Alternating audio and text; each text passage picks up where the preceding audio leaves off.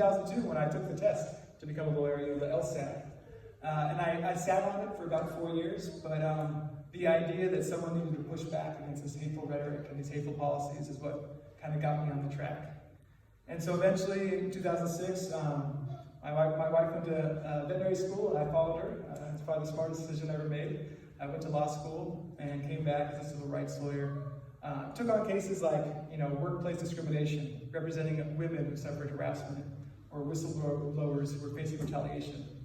But then ended up at the city of Austin at this very interesting moment in history when the state government tries to make an example of our local government in order to prove a political point. And we have a sheriff in 2017 who's elected saying something not very controversial to me, which is maybe we shouldn't deport every single person that winds up in jail.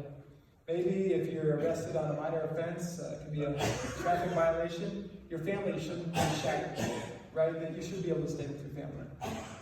And then we see these laws that start to happen. They introduced Senate Bill 4, and that's when I first actually started following Pastor Rigby. He's arrested, protesting that law.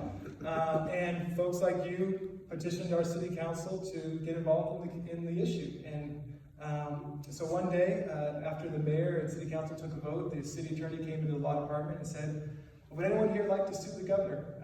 I said, "I would." So I had the opportunity to be the lead lawyer for Austin in that lawsuit where we challenged Senate Bill 4. And it was really an uplifting experience. This was before that young man from El Paso ran for Senate and convinced everyone that Texas could turn blue. But it wasn't just Austin that stood up against Senate Bill 4. It was El Paso. It was San Antonio. It was Houston. It was Dallas. It was all these counties, these border towns. And that really let me know that this state has a progressive heart.